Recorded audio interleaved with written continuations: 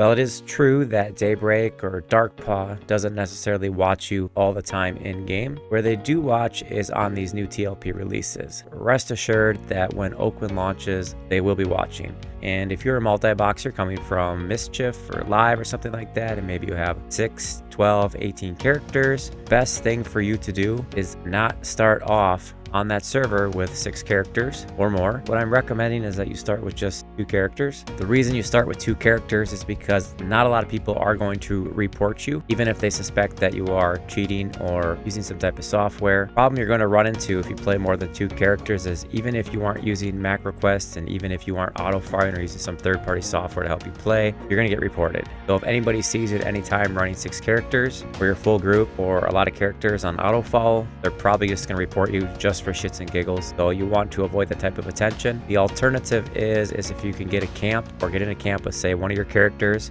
and someone leaves, bring in another one of your characters, someone else leaves, bring in another one of the characters till you eventually have the full group at the camp, or to run them out 1 at a time, 2 at a time, but never travel around with 6 characters, especially during an expansion launch. You're just going to get reported even if you're not cheating, and you may get banned even if you're not cheating just for being disruptive. And say you have a main character, if they're auto following you around, it doesn't even matter if you're cheating on that account or running Macroquest or some type of software. I've seen people just get their main account banned, and they kind of are smart now. They'll put 2 and 2 together. They don't care if they have proof that you're cheating. They'll give you a 7-day ban by the time you get to appeal it. The ban's probably going to be up, but honestly, even if you do appeal it, they don't care. You basically have no rights in Everquest as far as that. If they think you're being disruptive or cheating, they really don't need a lot to just ban you, and they don't care if you dispute it with your credit card company, get your money back. They don't give a shit. So you're not gonna be able to threaten them or bully them or think that you're going to appeal the case to get reinstated. That happens so rarely because they're only paying attention to high profile cases. This is your fair warning that even if you're doing everything by the book, that you could catch a ban or cause problems or get more attention on you. Unless you want people reporting you, you gotta be really subtle about the way that you're gonna box on the new server as it launches. So I am recommending that you pick 2. Even if I play 6, I'll do some of the things I mentioned where, run 1 at a time down to a camp, or what I'll do is use some less frequented zones. So with your 2, obviously, if you pick like a tank or a healer, that will actually help you get into groups to bring your DPS or another class that might be plentiful in.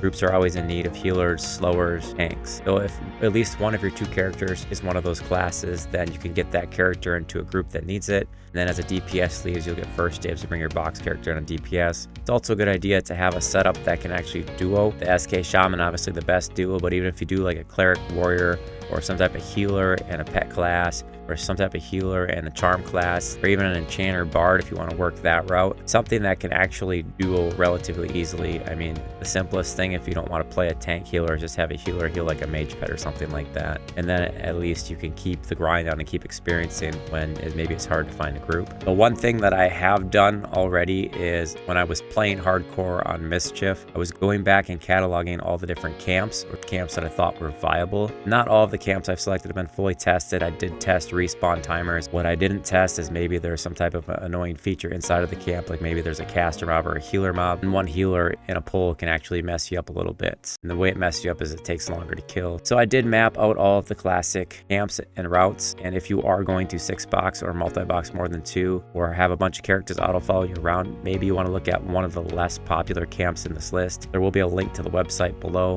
The website is just a repository where I keep some of this information. I don't really actively update it more than maybe once a month, and I think it's been longer than that since. At some point I will go back in and add Luckland mobs and camps to the site. Some of my power leveling guides are here, but for the most part you'll be able to use this to find camps for classic Gunark and Velius. I do have pretty much a full list of almost all the camps, and if you do see something missing, I can always add it. But go ahead and use that if you're going to try to 6 box. Maybe it will be a little bit slower to find one of the less popular or less efficient camps, but it will help to keep you from getting banned, and it will keep that attention off you so that you can level your whole group at the same time. As the expansion goes on, some of the leveling spots will start to clear out a little bit, and you'll be able to probably bring more boxes in easier. You'll be able to camp down in certain spots because it'll be open, or at least an actual pick will be open. I would actually do pick switching, and most of you probably know what that is. If you were to camp, say, 6 characters at a spot in a zone, and you camp out, the likelihood of you logging them back on and all of them being in the same picks in a populated zone is not likely. Sometimes you'll have 3 in one or one off in another one, and they'll be in different picks and you can't get them to the same spot. What you do is you join all the characters to the same group, find a pick where that camp's open, and then what you will do is log all those characters off and leave just one character on that's in the pick where the camp is open. And when you log the other characters back in, they'll be in the same pick as that other character that you left on,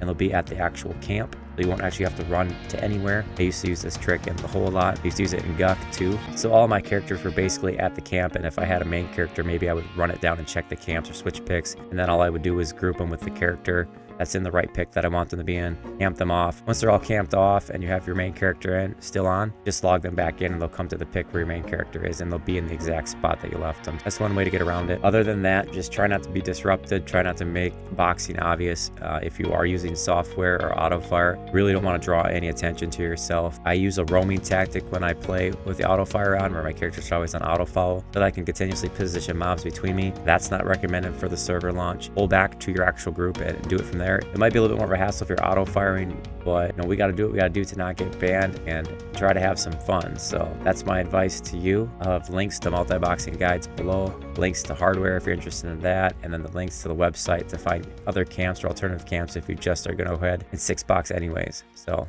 thanks for watching.